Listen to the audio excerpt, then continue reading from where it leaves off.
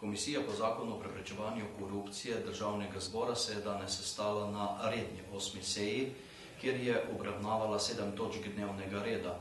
Med pomembnejšimi velja izpostaviti obravnavo predloga proračuna za leti 2010 in 2011, kjer se sredstva za delovanje komisiji po zakonu o preprečevanju korupcije povečujejo. Prav tako je potrebno omeniti, da je prav ta komisija že z prvim rebalansom letošnjega proračuna za več kot 100% dobila povišana sredstva, kar je seveda za delovanje te komisije po utemeljitvi gospoda Draga Kosa, ki vodi to komisijo, nujno, če komisija želi izpolniti zakonske norme.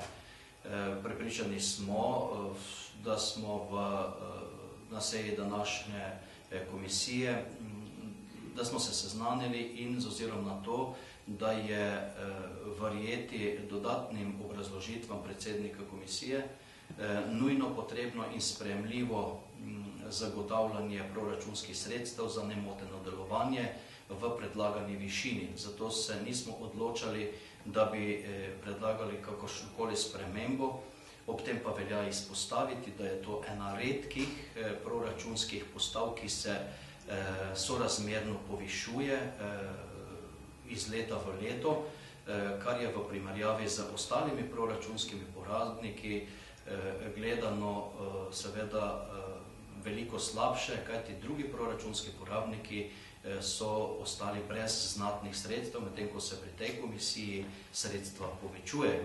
To je pa seveda tudi dodatna zahteva tudi naše komisije, ki upravlja nadzor nad delom državne komisije, da bo svoje delo upravljalo v skladu z veljavno zakonodajo. Obravnavali smo tudi 2 prijavi, ki smo jih prejeli. Nismo se odločili, da bi naša komisija, torej Državno-zborska komisija po zakonu o preprečevanju korupcije, nastopila kot prijavitelj, zato smo prejeti prijavi odstopili državni komisiji v nadaljnji postopek.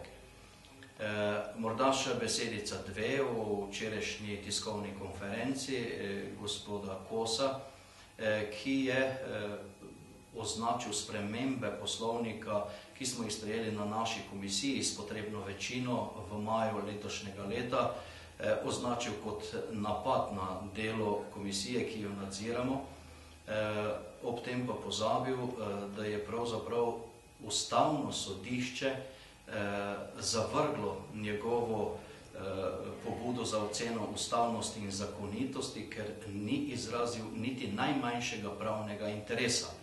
Za komisijo, ki jo vodim, postajajo določbe sprejete z spremembami poslovnika o delu naše komisije, obveznost, ki jo bomo dosledno spoštovali pred državno komisijo, pa je to tudi obveznost, da izpolni tisto, kar je bilo sprejeto. Če je pa komisija, ki jo vodi gospod Kos, nad Ustavnim sodiščem, nad Državnim zborom, potem se vprašam, kje smo na področju korupcije in kam zadeve peljejo.